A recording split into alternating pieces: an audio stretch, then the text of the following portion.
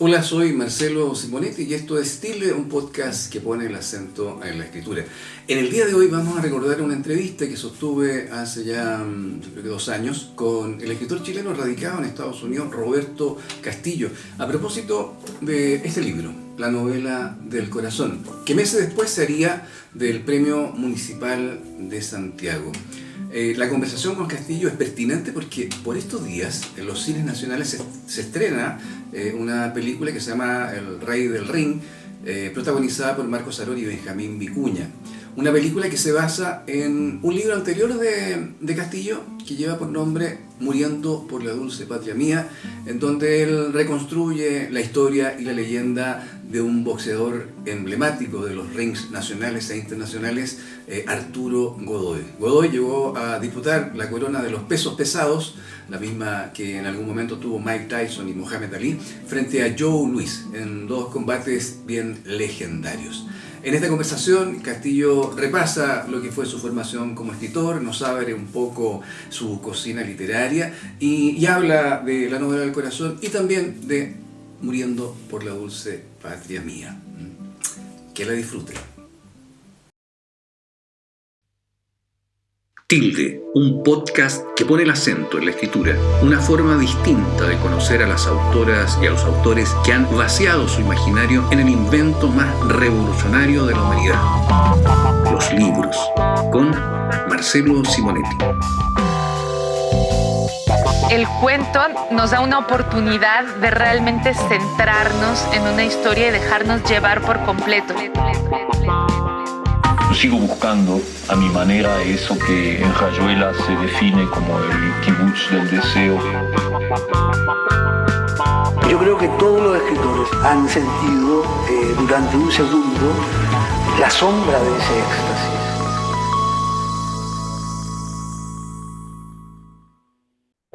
Bueno, muy buenas tardes. Estamos en un nuevo episodio de Tilde, el podcast que pone el acento en la escritura. Y hoy día tenemos a un invitado que está, supongo que en Estados Unidos, ya nos los contará, don Roberto Castillo, autor de La novela del corazón, entre otras publicaciones, pero este es su último trabajo publicado por Ediciones Laurel. ¿Cómo estás, Roberto? Bienvenido a Tilde. Muy bien, estoy muy bien. Muchas gracias por la invitación. Sí, de hecho, estoy lejos, estoy en Pensilvania. Mira, Así que, bastante lejos. Oye, Roberto, bueno, vamos a hablar obviamente de La novela del corazón, una novela que a mí me gustó mucho, me sorprendió.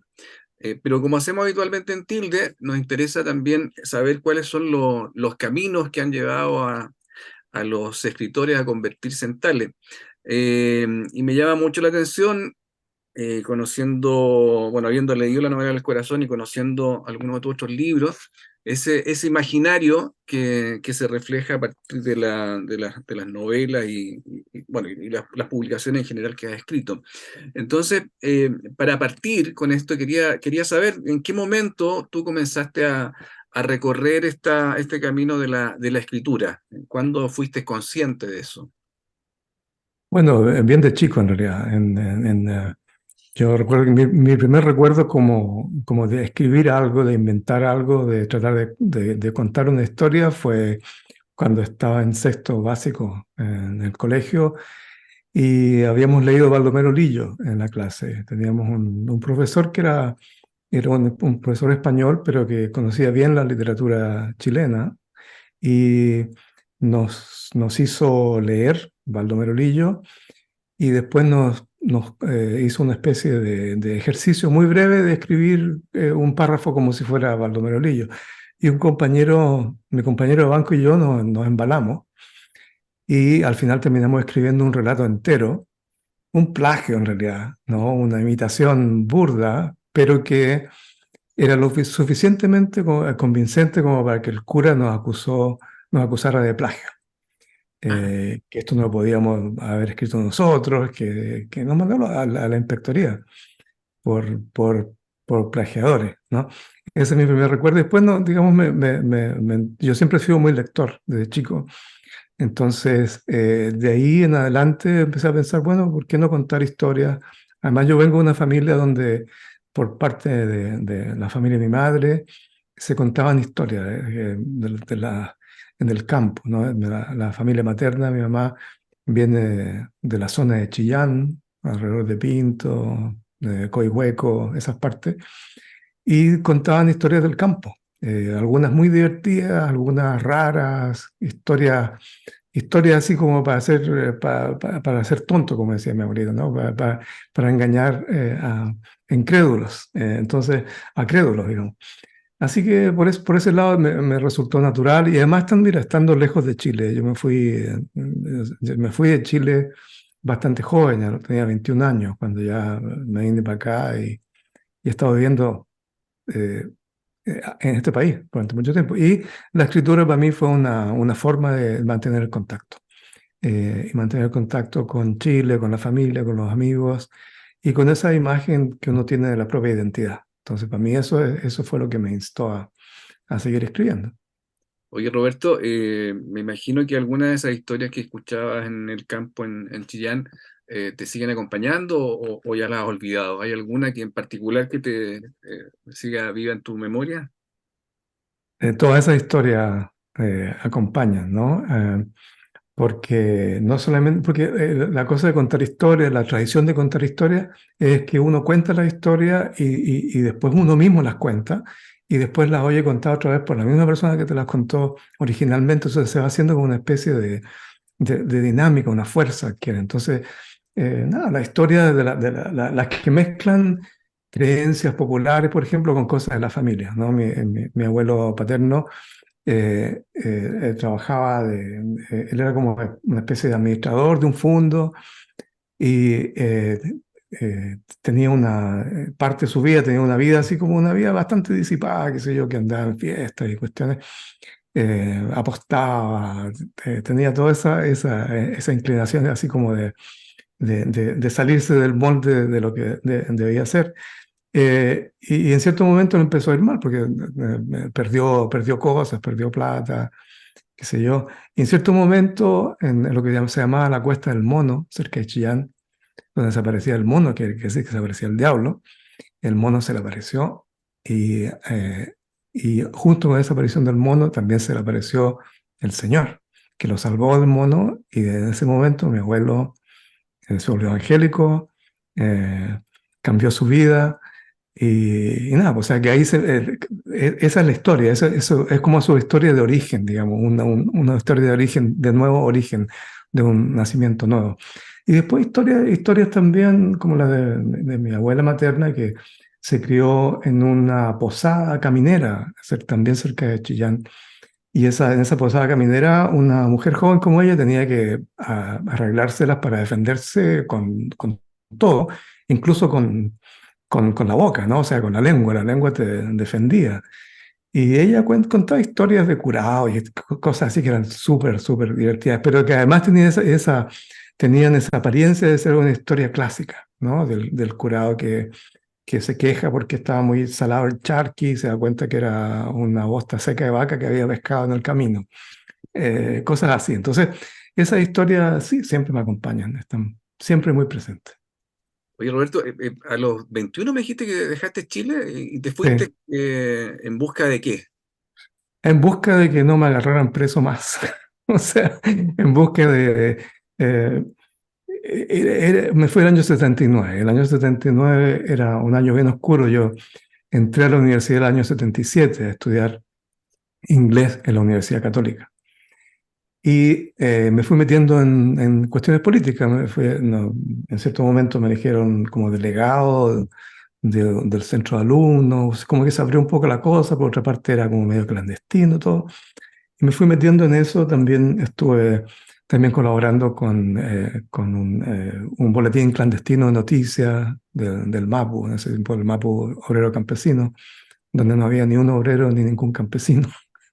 Pero bueno, me metí en eso y nada, pues como a muchos de nosotros de repente te agarraban por afuera, te agarraban en una manifestación, que había ya en esa época, ya había manifestaciones, pero también te agarraban por otro lado, o sea, la parte del boletín ese, pescaron gente, uno aquí, uno allá, y como que se iba cerrando el cerco.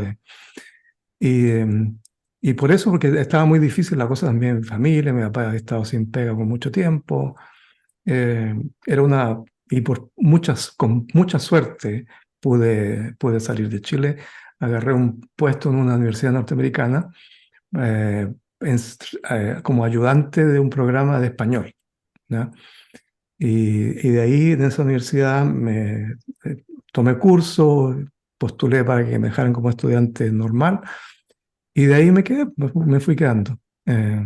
Esa es más o menos la historia. Y la escritura, cuando, más allá de ese, entre comillas, plagio Sí. en sexto básico, ¿cuándo comenzó ya a ser un ejercicio recurrente en ti? Ya cuando ya estaba en la universidad también estuve en un taller de poesía de Alfonso Calderón, en la Católica. En ese tiempo uno como que sobrevivía también leyendo y escribiendo sus propias cosas. Entonces también era como una especie de sostén personal, ¿no? Frente a esa época tan oscura. Y después tuve o sea, realmente suerte de caer en ese lugar que yo no tenía idea de dónde iba, donde me mandaron a enseñar, o sea, a organizar actividades en español. Resulta que era una universidad donde la tradición literaria era muy fuerte. Y todavía digamos, ahí está la sede de una revista literaria muy respetada en Estados Unidos, The Kenyon Review. Y ahí se respetaba mucho todo lo que tuviera que ver con literatura. O sea, en otros lugares, qué sé yo, los que quieren estudiar ciencia o medicina o leyes son los que campean, los más capos. En cambio, en esta universidad, la gente iba a estudiar en el departamento de inglés, en el programa de literatura. Entonces ahí se armó un ambiente que a mí me llamó mucho la atención. Y ahí empecé a escribir y empecé a escribir con mayor frecuencia. Y después de eso, mira, me fui me salí de esa universidad y me agarré también por suerte una beca que me dieron para estar un año viajando, recorriendo las comunidades chilenas en el exilio. Y en ese momento yo digamos, cuando tuve que decidir qué carrera hacer acá en Estados Unidos, yo me dediqué a la sociología porque era como un saludo a la bandera también, ¿no? De que Pinochet había prohibido la sociología, bueno, yo voy a ser sociólogo. A pesar de que mi inclinación es por las letras. Entonces me fui ese año y estuve visitando gente por todas partes de América Latina y Europa, comunidades de chilenos. Eh, y ahí me di cuenta de lo importante que era para ellos la historia, contarse historia. La gente de repente cuando me ganaba la confianza de la gente, me traían las cartas que le mandaban de Chile, hablaban de su correspondencia, de la escritura como una forma de mantener el vínculo. En esa época, donde no había internet, donde llamaba por teléfono, había que programarlo una semana con anticipación y además tú no podías ser demasiado franco al teléfono porque estaba todo intervenido. Entonces la escritura y la literatura era como un espacio bastante eh, vital en esa época. Y ahí me decidí, volví acá a Estados Unidos y dije, ¿sabes qué? Más voy a estudiar literatura, eso es lo mío. Y ahí empecé a escribir. O sea, yo soy lento en mis tiempos, entonces recién en el año 98 vino a publicar la primera novela sobre Arturo Godoy, Muriendo por la dulce patria mía. Y después de eso me he dedicado a la docencia en literatura y así he ido escribiendo a poquitito, digamos, ¿no? Oye, Roberto, y esa, esa vida que comenzaste a hacer fuera de Chile y que acabas de decir que fue de la mano de la buena suerte, en cierto modo, Sí.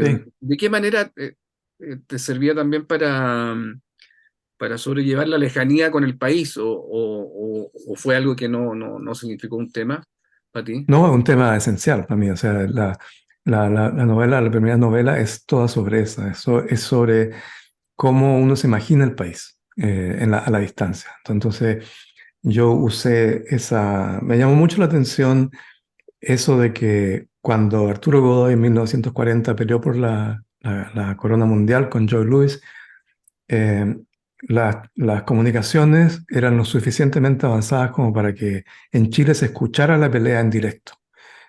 Así con ruido y con interferencia y con un tipo con acento caribeño, seguramente cubano, que narraba la pelea.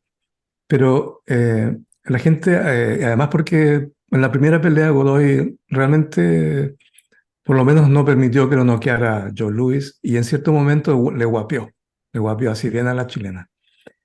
Y todo el mundo en Chile, a partir de esa pelea imaginaria, digamos, de la radio, armó toda una narración acerca de Chile, del ser chileno, y que Arturo Godoy realmente había sido campeón del mundo y que se lo habían robado, así como se lo habían robado antes al Tani Loaiza, Sí, que lo pisaron el pie.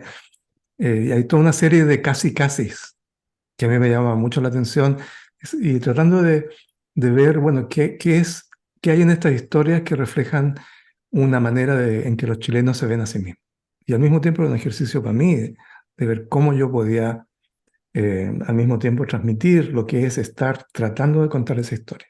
Oye, Entonces, Roberto, a propósito de lo mismo, yo recuerdo haber leído una entrevista, creo que fue a Carlos Fuentes, y él decía que para entender México tuvo que salir del país y mirarlo de fuera, para poder comprenderlo, o acercarse a cierta comprensión de lo que era México.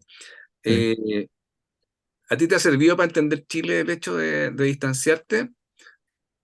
O sea, sí, al punto de que yo a veces tengo que contener mi arrogancia, porque yo realmente creo que a veces en Chile estamos tan ensimismados que no vemos realmente cómo se ve afuera y hay cosas que, o sea, un ejemplo cercanísimo ahora es el 50 aniversario del golpe de Estado.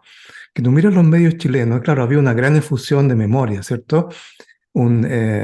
Así, pero casi como en los márgenes, no en los medios, en los grandes medios, qué sé yo. Y las narrativas que se dan en Chile son una cosa impresionante. O sea, impresionante que haya gente que celebre a Pinochet o que empiece a hablar de lo positivo de la dictadura, cuando afuera hay una mirada súper, pero ya certera y clarísima acerca de cómo sopesar la dictadura con el golpe de Estado, con la violencia que originó la dictadura. Entonces, desde fuera uno, claro, tiene esa perspectiva. Y claro, y yo ahí me siento muy afín también a Fuente, que fue mi profesor, fue mi maestro, ya enseñé con él. Así que tenemos esa misma visión de que América Latina de repente hay que recular un poquito y ver todo, no solamente el país propio, sino que ver el continente entero, que creo que es una cosa que se ha perdido, que una cosa que quiso hacer el boom y que ya no se hace ya, ¿no? Se hace poco, pero sí, claro, absolutamente. Oye, y cómo ve al país hoy día, en estos momentos? ¿Cómo lo...? Bueno, lo veo tal como sale en las últimas páginas de la novela, El Corazón, es decir, esa guerra no declarada, esa guerra que sigue, que no se sabe bien cuáles son los bandos, no se sabe bien qué batallas son las decisivas. Me parece que estamos en un momento de una confusión muy fuerte y sometidos a un monopolio de la información, por ejemplo, que ha deformado tanto la realidad, ¿no? Y además, desgraciadamente, lo que veo también es la transformación de la vida, cómo voy a decirlo? De la vida íntima de las personas en Chile, donde o sea, no quiero hablar del pasado como una cosa con nostalgia, porque en los años 60, 70, Chile era un país pobrísimo y violento y todo eso, pero sí había, yo recuerdo claramente, instancias eh, de comunidad, de actuar comunitario, de pensar en términos de una clase social, en términos de una comunidad más amplia. En cambio ahora es esta cosa individualista, casi solipsista, ¿no? Toda esta cosa de la fake news te permite hacer eso, porque tú no tienes que estar cotejando la realidad con la de otra gente. Tú solamente crees en lo que crees y de ahí te afirmas. La vida comunitaria no sirve para hacerte ver el mundo, te sirve para de repente hacerte ver que esa mirada individualista es muy limitada. Entonces a la gente no le interesa eso. Es una vida además muy presionada, muy... Entonces yo de repente lo veo difícil, me desanimo mucho. De repente hay cosas que me dan mucha esperanza, ¿no? Pero de repente no soy tan optimista con respecto a lo que vaya a pasar. Bueno, no quiero entrar todavía en la novela del corazón, pero efectivamente a mí me pareció que era un retrato muy particular, digamos, por la forma en que se va dibujando de nuestro país. Es como un fresco social del país que habitamos. Pero ya vamos a llegar a la novela del corazón. Me quería tener un poco en lo de Arturo Godoy. Eh, y en una entrevista que tú diste, me parece, a partir de la reedición de la novela por la misma editorial Laurel, decías algo así como, cuando a mí me preguntan si esto es cierto, o sea, lo que tú escribes, si es verdad o no, como yo me siento contento porque ya conseguí un poco lo que quería. Y en esa Sí. novela, y corrígeme si me equivoco, una de las cosas que más llamó la atención fue el tema del supuesto beso, ¿no? Entre Godoy y Joe Luis. ¿Cómo se te ocurrió colar eso, digamos, dentro de la novela, ¿no? Porque, y cómo te tomaste el hecho de que por ahí, no sé si la crítica, pero algunos medios hicieron más foco en ese episodio que en la novela en su conjunto. Claro, ¿no? El beso pasó, o sea, incluso Arturo Godoy después de eso, la prensa norteamericana, la prensa de Nueva York, le dio el apodo del el bichito besador, de Kissing Bug, porque en cierto momento Arturo Godoy se entusiasmó mucho con el hecho de que no lo había noqueado y que Joe Louis estaba sumamente ofuscado, no hallaba cómo encontrarlo, porque Godoy tuvo una estrategia muy astuta de andarse escapando, ¿no? Agacharse y todo eso. Entonces lo vio ofuscado y pensó, bueno, también voy a comerle el coco un poquito más y de repente le dio un beso, en un clinch ahí, ¡pam! Le dio un beso. Entonces eso pasó. Y lo que surgió a partir de eso en Chile es que, por ejemplo, la señora viuda de Godoy y el hijo de Arturo Godoy interpretaron eso como una alusión, como una especie de infundio, diciendo que Arturo Godoy tenía inclinaciones gay, o sea que entonces y toda la reacción que hubo en esa época también es culpa mía, porque yo podría haber dicho, ¿sabe qué? Esto es una novela. Hay partes que ustedes tienen que leer como una novela. Está firmado en la realidad y todo eso, pero es una novela. Pero tú sabes, los medios como que se agarran de eso. Y me hicieron varias encerronas, una vez estaba en la mañana de cooperativa y hablando súper bien de la novela. Yo decía, chuta, qué bien, millones de personas me están escuchando. Era a las 10 de la mañana, la radio cooperativa en esa época la escuchaba todo el mundo. Entonces me dice, tenemos una llamada y aparece la viuda de Godoy llorando, diciendo, este hombre me ha hecho tanto daño, aquí yo estoy sufriendo el corazón, me tengo que ir al hospital y todo eso. Y el hijo de Arturo Godoy también amenazando fue a meterse a la oficina de Planeta y no sé si tú alguna vez conociste a Carlos Orellana, el editor, que mide como 1,40 m, ¿no? Sí, sí, sí. Y llegó el hijo de Arturo Godoy, que tenía la estatura de su papá, o sea, 1,85 m, y amenazaba. Entonces, y lo que ellos me decían en Planeta era, bueno, no hay publicidad mala, ¿no? Eh, pero eso yo creo que impidió que la novela fuera recibida como una obra literaria, que yo creo que después, gracias a Laurel, sí se pudo hacer. Entonces, y es verdad que o sea, mi modus operandi tiene que ver con borrar o jugar con la línea divisoria que hay entre lo que se llama la realidad y lo que se llama la ficción. Digamos, ese es uno de los juegos que a mí me gusta jugar, porque pienso que a través de eso tal vez los lectores pueden darle espacio a, a eso que parece ficción, a eso que parece realidad pero es ficción, le pueden dar espacio a eso para mirar aspectos de su propia existencia, ¿no? Incorporar a su propia existencia esas cosas que parecen ciertas, pero que son ficcionadas. Eh, entonces cuando yo dije, claro, y te agarran la frasecita, ¿no? Yo me siento contento cuando la gente me pregunta si es verdad o mentira. Yo digo, misión cumplida. Es por eso, pero no el otro día me lo preguntaban también. Una amiga decía, pero ¿por qué te gusta pasar gato por liebre?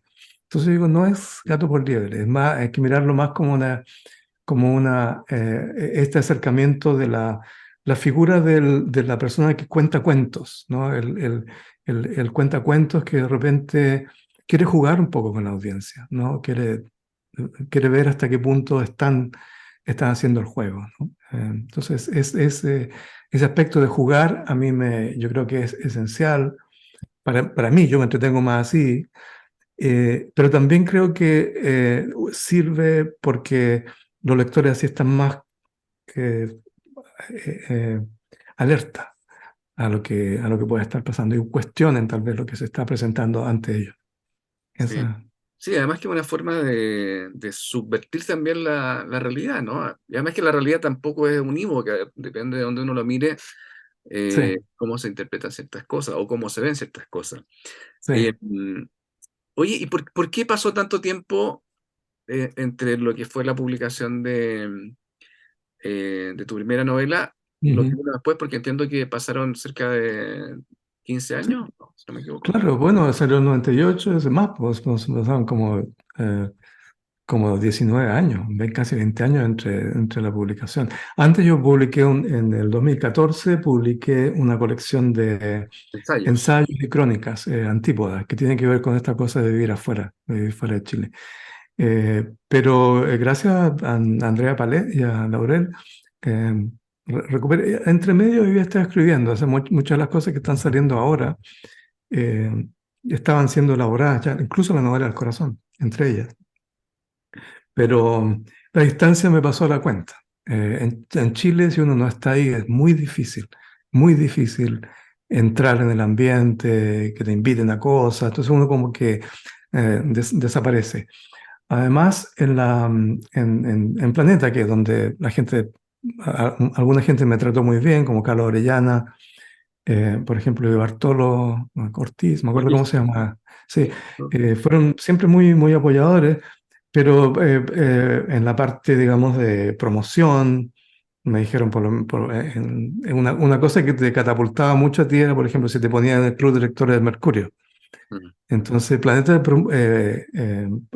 proponía al Club de Lectores de Mercurio ciertos autores. Y a mí me dijeron, no, tú no eres del perfil del Mercurio. ¿Cachai? Entonces, esas cosas así que uno puede, estando allá, uno puede como pelearlas, puede meterse, puede ir a hacer lobby, digamos, pero estando lejos es súper difícil. Así que, pero bueno, yo persistí, digamos, en la escritura y por lo menos últimamente pienso que por lo menos hay lectores que sí van conociendo algunas de las cosas que yo he ido escribiendo, Mira, incluyendo la novela de Godoy también, que ahora a propósito se está haciendo una película. Sí. ¿ah, sí? Ah, mira. Eh, ¿Y eh. en qué etapa está eso? En la etapa inicial ya tienen un casting más o menos hecho, así que la filmación empezaría el próximo año. Estos proyectos a veces se demoran, pero esa es la idea. Oye, Roberto, ¿y participaste en el guión? No participé en el guión porque es otro animal. Un guión es otro animal y yo no conozco ese animal, muerde ese animal.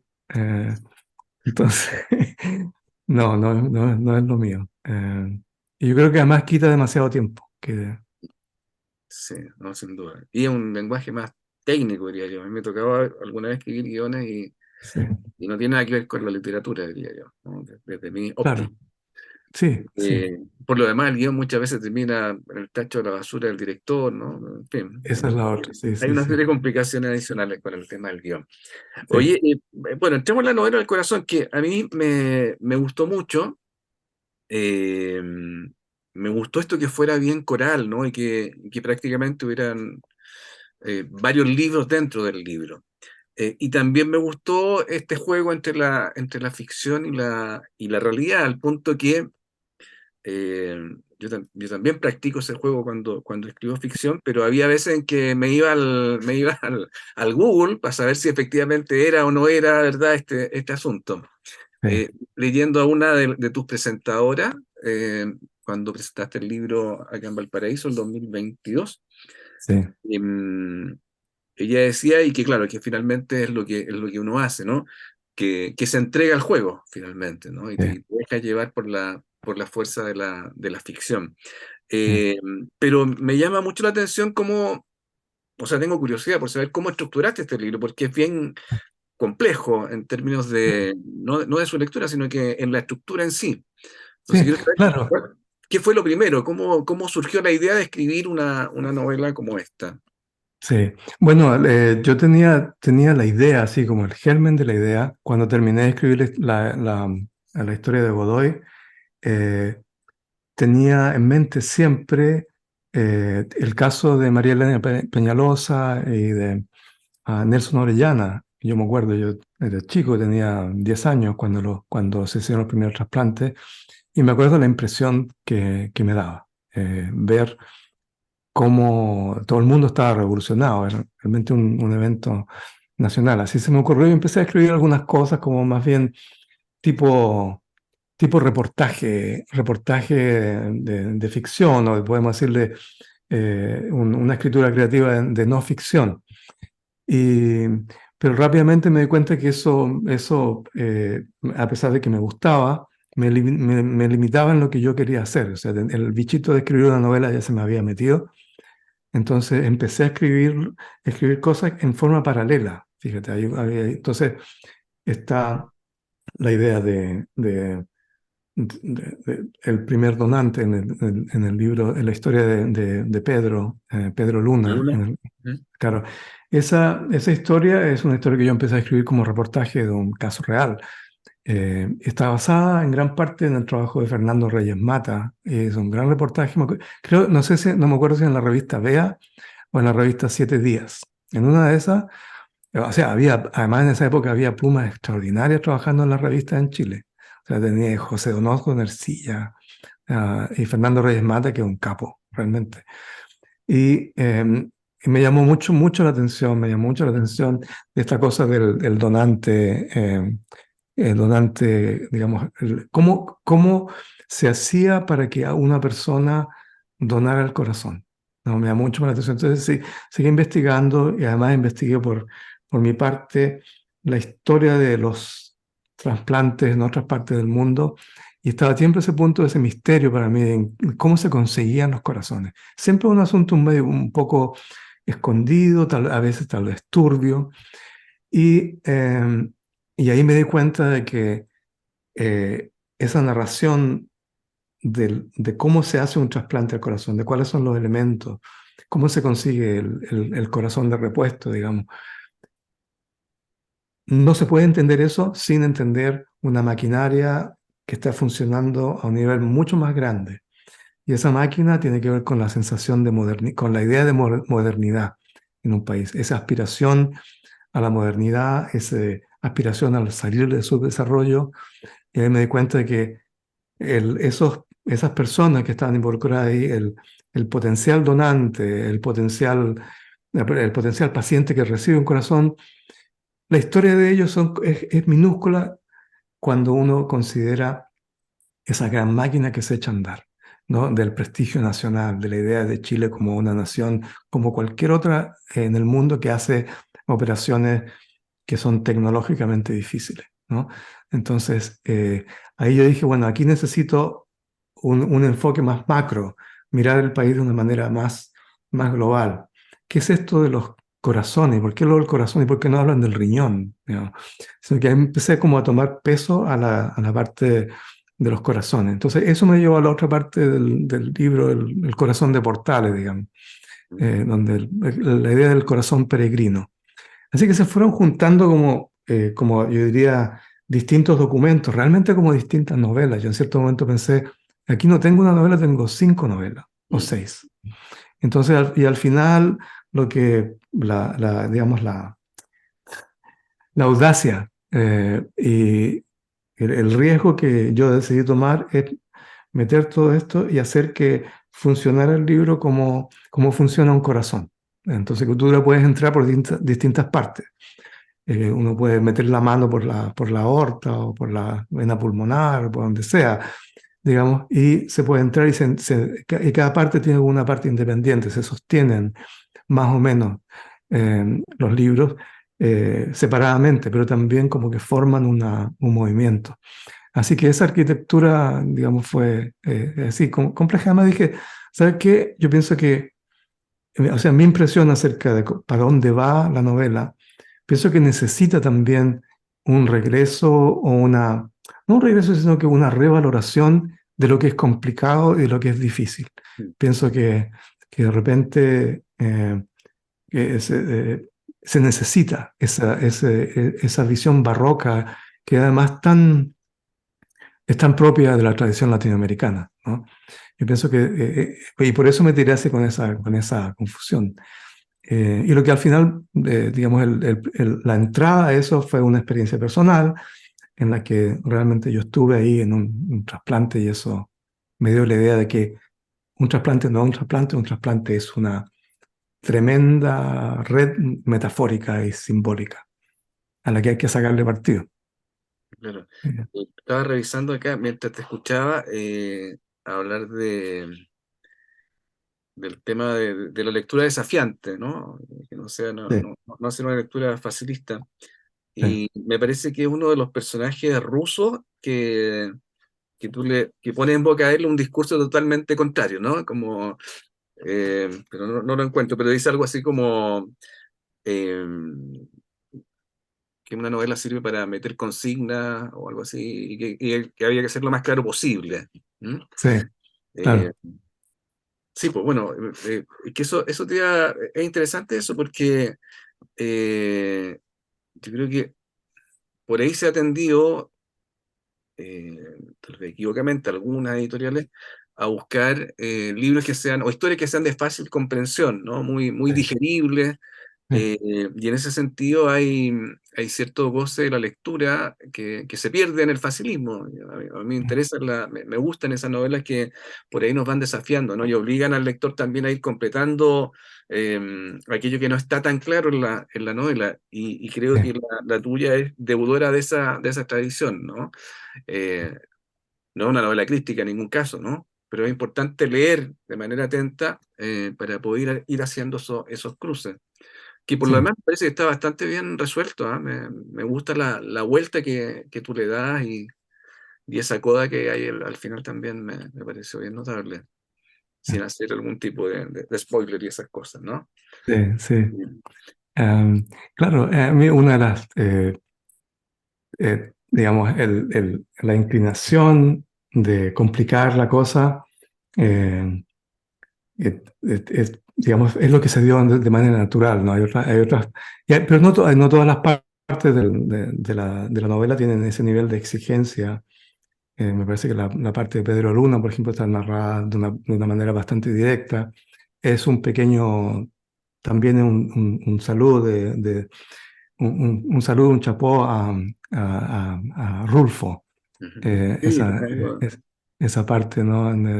El modelo a mí del padre que lleva a su hijo moribundo es para mí No oyes ladrar los perros de Rulfo. Incluso hay partes, es una especie de, eso sí que a lo mejor puede ser un spoiler, pero no.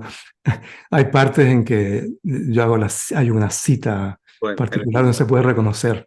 al inicio del capítulo, si no me Sí, equivoco. Entonces, sí, sí, e incluso tiene cosas, bueno, pero es distinto en realidad. En realidad la referencia al cuento que tú haces es la correcta, pero también hay algunas cosas de Diles que no me maten, que están obviamente en el mismo libro. absolutamente, sí, Bueno, sí, sí, eh, incluso a lo mejor esas historias que te contaban en tu Chillán natal, ¿no? Ahí, o sea, en Chillán de tus abuelos. sí, sí, sí, sí. Sí. Eh, Sí, el lenguaje viene de ahí, o sea, ahora que me lo dice, es el lenguaje ese de cómo habla la gente del campo, cuáles son los insultos que dice de esos careperros. mm, Son cosas como, incluso, o sea, si uno, son tan antiguas, tan ancestrales, ¿no? Si uno piensa que de repente los griegos se insultaban entre ellos llamándose careperro, y bueno, en Chillán para adentro, Bien. esos careperros. ¿Ah? Oye, hay José- otra cosa que me gustó mucho también de la novela, que no está en toda la novela, pero diría que en grandes pasajes, o en largos pasajes, el tema del humor. ¿M? Hay ah, una mirada humorística detrás. Me reí mucho con la conferencista, ¿no? Que pasa ah, a sí, hablar en un español muy coloquial. sí. Bueno, y esta cosa también, la primera parte del libro cero también es bien gracioso ese Chile. ¿A ti te dicen Chile, o no? Bueno, eso pasa, le pasa a todo el mundo. Todos los latinos que han leído la novela acá me han comentado, sí, a mí, ¿no? El Ecuador, qué sé yo. A los argentinos a todos le dicen Messi, No sé. claro. Así que, claro, eso pasa. Y esa parte de, digamos, de ese desdoblamiento que hay entre la primera persona y la tercera de Chile, también, digamos, está puesto ahí como para representar esa pugna que hay entre lo que uno experimenta estando fuera y digamos, lo que uno ya lleva consigo como identidad nacional, como identidad propia. Entonces, está Y, puesto y ahí. Sí. después, y después son cuántos, 30 y algo, no, a ver, no. ¿Cuántos años fuera de Chile? Uf, No, más, ya más de estamos 30. a 40 y tanto. Sí, harto. A lo mejor ni nos acordemos. No. Eh, pero ¿qué pasa? ¿Te sigues sintiendo chileno? ¿Sientes que el ser chileno es algo que quedó ahí suspendido? ¿Cómo lo miras eso? No, yo me sigo sintiendo chileno. Hay cosas que no, digamos, la relación con la familia, con las amistades de hace un tiempo, la relación con la cultura, en realidad con la literatura, es algo que yo siento de manera muy profunda. También tengo mi lado completamente gringo, o sea, me siento tan familiarizado a veces con el mundo acá como el mundo en Chile, pero lo de Chile tiene un peso para mí bastante especial, el vínculo de la lengua materna, que se mantiene ahí, ¿no? Y también, o sea, la historia, porque mira, la parte de mi vida que me tocó vivir en Chile, una parte súper formativa. Entonces yo viví todos esos años súper intensos, donde ser chileno era una cosa que estaba completamente en disputa, todo el tiempo siendo renegociada y rediseñada en algunos aspectos, ¿no?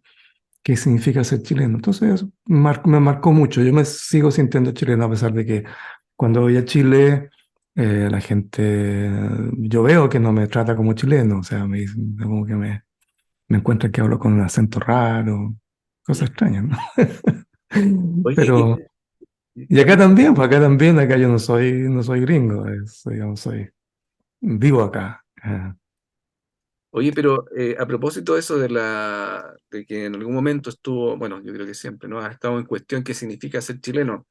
Tú te dices, yo me siento chileno, pero ya, ¿y qué significa para ti ser chileno? ¿Cómo podríamos definir esa siempre escurridiza identidad? Sí. O sea, yo ahí me cuelgo de José Emilio Pacheco, ¿no? Que tiene un poema muy lindo que no sé citar de memoria, pero donde habla que la patria es ciertos lugares, cierta gente, ciertos sentimientos que no tiene nada que ver con la bandera, con los símbolos patrióticos originales, ciertamente no con la cueca, a pesar de que, o sea, yo no sé bailar cueca, por ejemplo, pero sí sé tocar una cueca muy bien, digamos, eso reconozco, que hay ciertas cosas que son chilenas que yo tengo, por suerte aprendí a tocar bien una cueca, así que cuando me dices, tú no sos chileno, a ver, tócate una cuequita conmigo, a ver, ¿Lo que hay con guitarra o con otro instrumento? Guitarra. con guitarra, sí, guitarra, sí, así que... siempre está presente, ¿no? Una cosa que yo ya me dejé de cuestionar, es algo que está ahí aceptado. Yo soy esta cosa que es anfibia, el otro día me dijeron que era como ser anfibio. O como yo dije antes en el otro libro, antípoda, ¿no? Es el ser de las antípodas. Oye, te voy a preguntar por el tema de la lengua, pero te voy a hacer otra pregunta antes, porque se me va a olvidar. Lo de Meredith, porque está Manuel Meredith, pero en tu libro anterior, en esta, como, se me olvidó el nombre, Muerte Imaginaria, Sí, aparece un Gabriel Meredith. ¿Es sí. coincidencia o es intencionado No, ese? ninguna coincidencia. Gabriel Meredith también es un nombre, un personaje en Muriendo por la Dulce Patria Mía. Es el alter ego del narrador. Ujú. Es mi alter ego. Entonces, Ah, eh, perfecto, ya. sí, así que por eso aparece ahí de repente el Meredith. El Meredith fue el que se supone que le gritaba a Arturo Godoy: agáchate, Godoy. Ah, Ah, perfecto, ya. Ok. sí, Ok. sí, Hablaste de la lengua, ¿no? Que era sí. importante. Y en algún párrafo de la novela, no me acuerdo en este momento quién lo dice, ¿no? Pero eh, se plantea que para dominar una lengua hay que convertirse en extranjero de la lengua. ¿Ah? Ah, Corrígeme bien eso, si es así o no, pero sí. ¿podrías desarrollar más ese punto, esa afirmación? Sí, de alguna manera es como una deriva de lo otro, que para conocer el propio país uno Ujú, tiene que estar lejos, alejarse de ese país. Es una de las formas en que se ve el asunto, en que yo creo que se ve el asunto de la identidad, de la cultura chilena, tiene que ver en relación con la lengua. Hay tantas cosas que muchos chilenos piensan que son absolutamente chilenas, ¿no? Pero que no lo son que se hablan en todas partes de América Latina. Entonces uno tiene que, digamos, conocer otras realidades para saber, en algunos países echan las mismas chuchadas que nosotros. Y eso lo hace uno literalmente conociendo otras partes. Yo me acuerdo que la primera vez que viajé a Perú, y pasé eh, ah, por Arica, a unos peruanos que venían en el bus, los empezaron, la policía y la policía chilena los molestó mucho, mucho, mucho, mucho. Y ellos estaban como muy calladitos. Entonces yo no cachaba si eran peruanos, si eran chilenos, no, en realidad no me preocupaba el asunto. Entonces, cuando se bajaron los de la Policía Internacional, el peruano dijo: este concha su madre. Entonces yo pensé que era chileno, porque uno dice, bueno, eso es como alguna gente incluso dice, esos chilenismos, ¿no? Pero resulta que no. Después me puse a hablar con él como si fuera chileno y me di cuenta que era peruano. Hay algo acerca de eso, pero el lenguaje también es como una especie de seña, de señuelo para hablar de la cultura en general. Creo que es de repente necesario hacer ese paso atrás y ver lo que es el lenguaje propio, lo que son las tradiciones chilenas, eso que tanto se habla ahora en la discusión de la Constitución, que yo de repente me quito los pocos pelos que me quedan porque o sea, no puedo creer que volvamos a esas cuestiones tan básicas, ¿no? Yo pensé que ya habíamos superado esa etapa del nacionalismo acérrimo, cerril en realidad, ¿no? Bastante cargado de ignorancia. Yo creo que eso también en el lenguaje, yo creo que la valoración del lenguaje chileno es algo que para mí es importante. Incluso a veces en conversaciones con gente de las editoriales, hablando de, por ejemplo, conseguirse un agente para que te traduzca un libro, me dicen: sí, pero es que tus libros son tan chilenos. Eh, Cosa que a mí me da risa por dentro de imaginar. O sea, yo he vivido en 2/3 de mi vida fuera de Chile. Me dicen: no, tus libros son demasiado chilenos.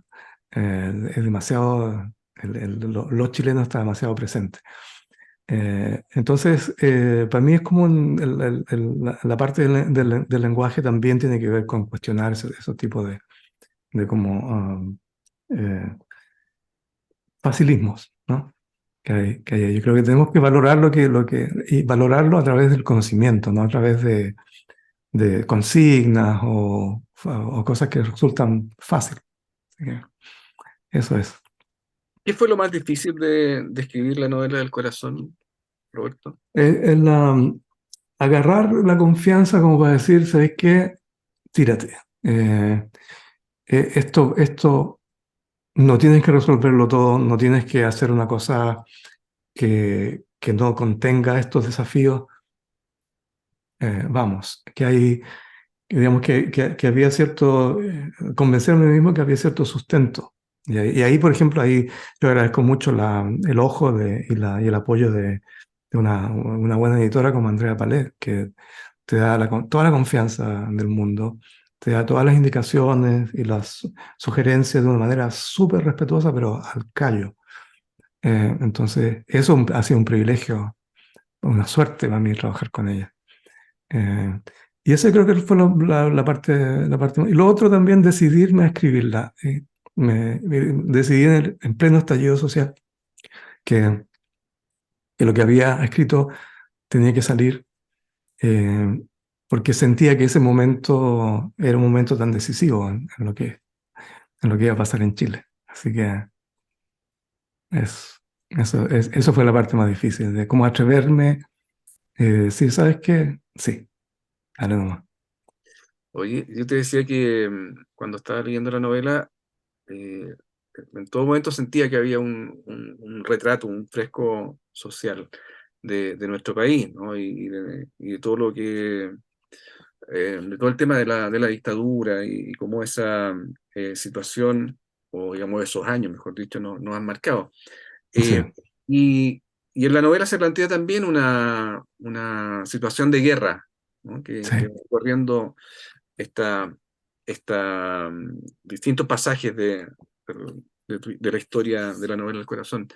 sí. Eh, eh, Más allá de que eso evoque lo que fue el estallido social, eh, tiene un significado que va más allá de eso, o quisiste darle un significado que fuera más allá de eso. Sí, claro, mira, como lo escribí durante el estallido, eh, la tentación a la que cedí fue de armar una idea porque yo sabía dónde iba a terminar la novela, la escena final, digamos, ya la conocía, pero no sabía cuál iba a ser el contexto. Entonces dije, sí, voy a hacerlo en el contexto del post-estallido, en el contexto del triunfo de todas estas aspiraciones, ¿cachai? De la forma en que eso se iba a retratar en la vida de las personas mismas. En la escritura empecé a hacer eso y no me salió. Sabes que no, no se me dio nomás. Entonces se me dio un contexto en el que todavía no se sabe.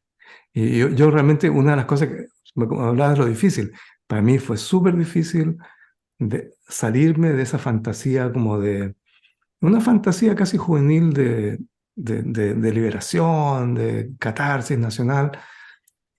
eh, y me di cuenta que eso es lo que era, ¿no? Una fantasía que no tomaba en cuenta el enorme peso de la noche oscura, digamos, ¿no?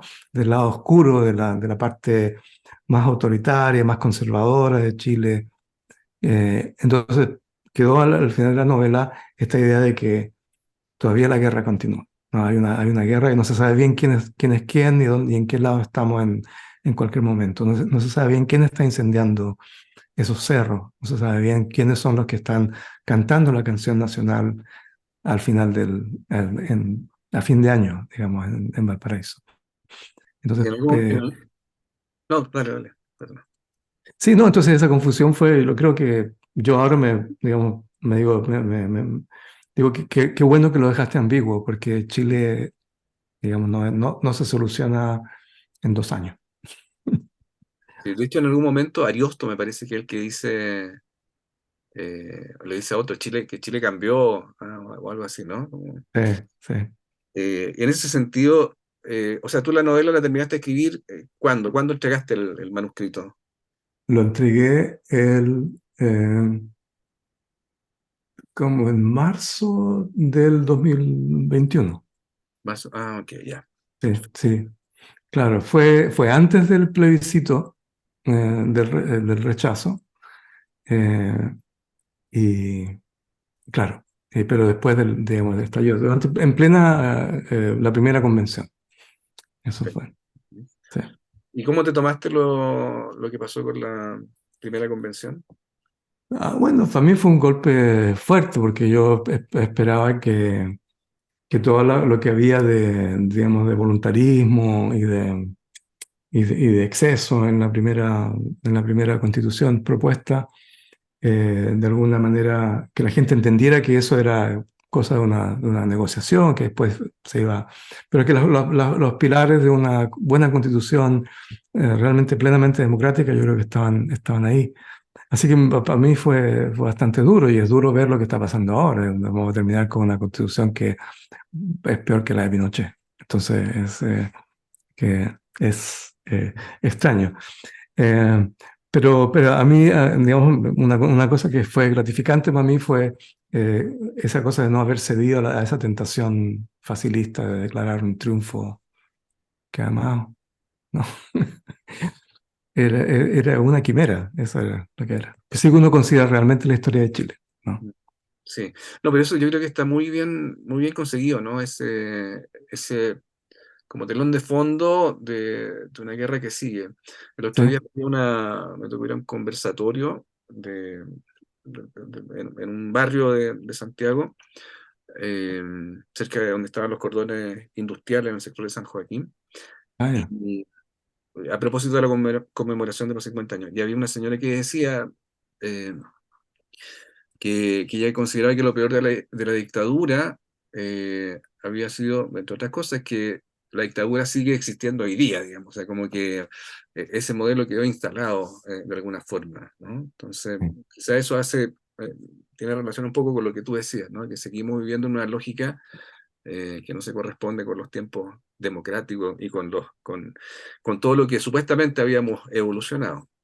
Claro, claro. O sea, si una de las características de esa primera convención era que era de una diversidad social, socioeconómica bastante grande, ¿no?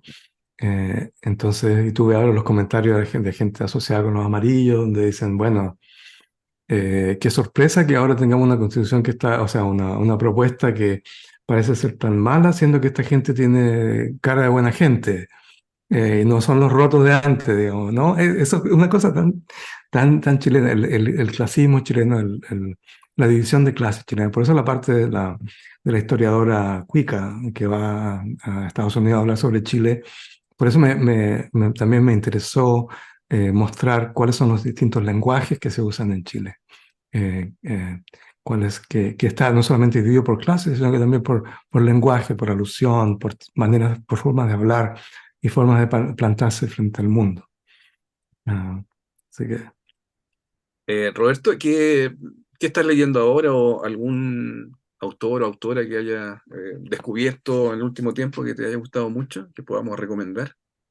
eh, hay una novela que me gustó mucho, que leí hace poquito, que se llama Kairos, de Jenny Epelberger, que es una autora alemana criada en la República Democrática Alemana, en Alemania Oriental.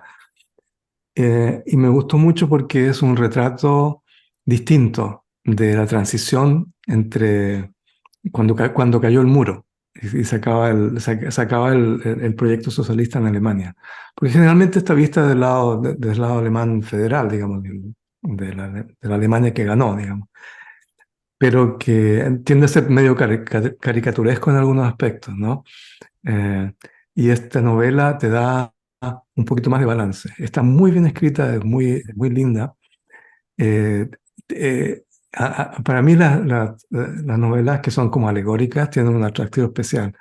Y aquí está la alegoría que se trata de una muchacha de 19 años que se enamora de un tipo que tiene como 50 y tantos.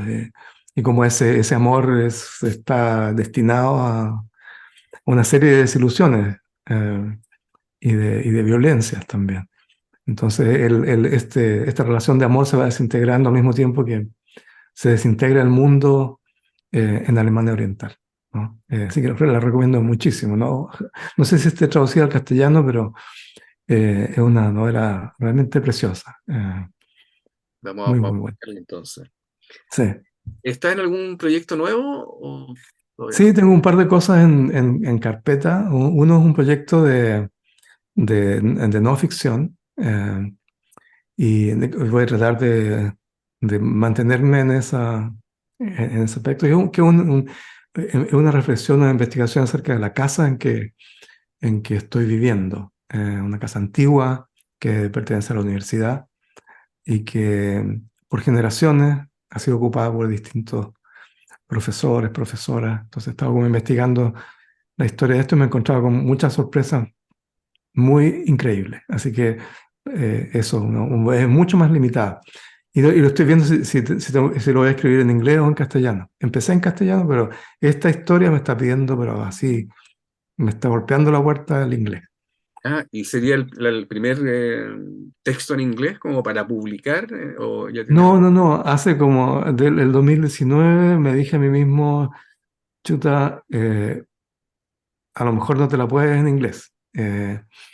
Y me propuse escribir algo en inglés, escribí un cuento largo y lo mandé justamente a esta revista que mencioné antes de mi primera universidad, la Kenyon Review, que es muy exigente, muy difícil que te publiquen ahí, y me la publicaron. Así que eso fue es como tiene la extensión de una novela corta.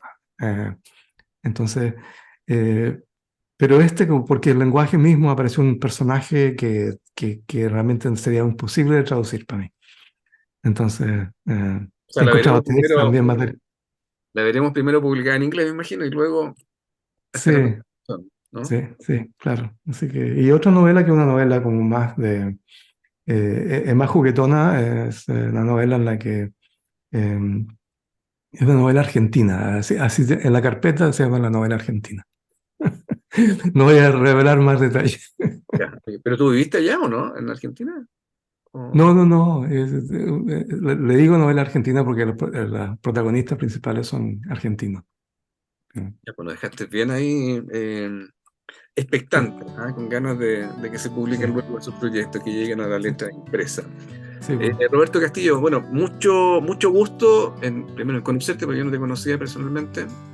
Bueno, o a Mariana. El gusto es mío también por el hecho de felicitarte por tu trabajo también. El libro de Borges me parece que es extraordinario.